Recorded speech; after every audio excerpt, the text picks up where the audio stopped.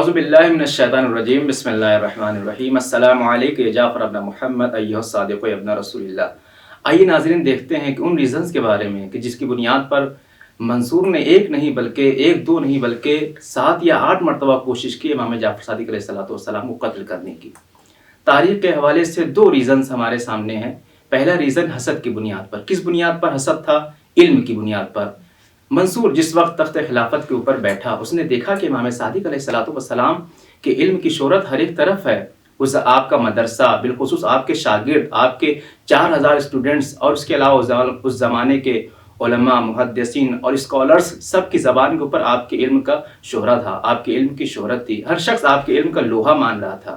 اور صرف یہی نہیں بلکہ ہم نے دیکھا کہ حسن ابن علی بن زید وشاح کہتے ہیں کہ جب میں مسجد کوفہ میں وارد ہوا، آپ دیکھیں امام علیہ السلام رہتے ہیں مدینہ میں، یہ خبر کہاں کی دے رہے ہیں؟ کوفہ کی خبر دے رہے ہیں کہ مسجد کوفہ میں جب میں وارد ہوا، عجیب منظر میں نے دیکھا، 900 سے زیادہ اساتذہ امام جعفر صادق علیہ السلام کے جو شاگرد ہیں مسجد کوفہ میں علم بیان کر رہے ہیں۔ مسجد کوفہ میں اس طریقے سے کیسے حدیث بیان کر رہے ہیں؟ وہ اس طریقے سے حدیث بیان کرتے ہیں کہ ہم نے جعفر صادق علیہ السلام سے اس ٹاپک پہ یہ امام فرماتے ہیں، اس موضوع پہ امام یہ فرماتے ہیں، اس سبجیکٹ کے بارے میں امام یہ فرماتے ہیں۔ عالم یہ تھا کہ پورے عرب میں جب بھی کبھی علم کا نام آتا تو سب سے پہلے امام جعفر صادق علیہ السلام کا نام آتا۔ یہ پہلا ریزن۔ اور دوسرا سبب اس میں کیا تھا؟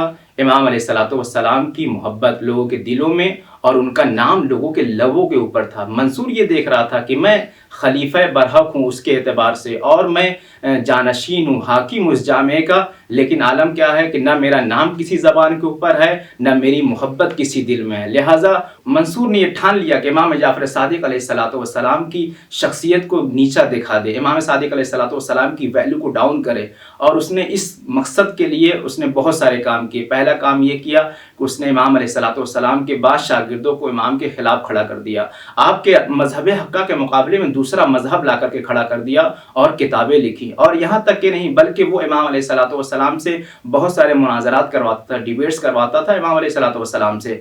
اس نے ایک دن ابو حنیفہ سے کہا کہ 40 ایسے سوالات تیار کرو کہ جس کے جواب امام جعفر صادق نہ دے سکیں اور لوگوں کے سامنے معاذ اللہ ذلیل ہو سکے، لیکن ایسا نہ ہوا۔ امام علیہ السلام نے اس مناظرے میں بھی ابو حنیفہ کو شکست دے دی۔ اور صرف یہی نہیں، اس نے ایک الگ موضوع، الگ ٹاپک کے اوپر ہندوستان سے ایک ڈاکٹر کو بلایا تاکہ امام علیہ السلام سے مناظرہ کرے، تاکہ خدا نخواستہ امام علیہ السلام اس مناظرے اور بحث میں ہار جائیں اور لوگوں کے سامنے یہ ظاہر ہو جائے کہ ان کی علم کا ایسے ہی بس ڈنکا بج رہا ہے، ان کے پاس یہ بھی ایک معمولی انسان ہے۔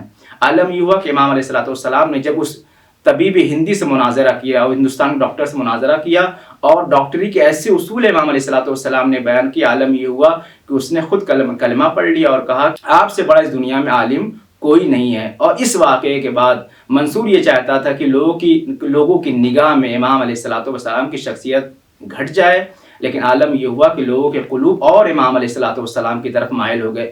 ابھی تک دوست صرف آپ کے علم کا چرچا کر رہے تھے، اب یہ عالم ہوا کہ دشمنوں کے زبان پہ بھی آپ کے علم کا نام آ گیا۔ اور اسی سبب سے منصور نے اسی رات کو امام علیہ السلام کے گھر میں آگ لگوائی، امام علیہ السلام کو قید کیا، امام علیہ السلام کو قتل کرنے کی کوشش کی۔ یہ تھا پہلا ریزن۔ دوسرا ریزن کیا ہے؟ خوف۔ امام علیہ السلام سے کس بنیاد کے اوپر اسے خوف تھا؟ تو پہلا خوف اس بات کا تھا کہ امام علیہ السلام کے علم کا چرچا، امام علیہ السلام کے فضل و کمال اور ان کی ساری چیزیں لوگوں کے زبان کے اوپر رائج تھی۔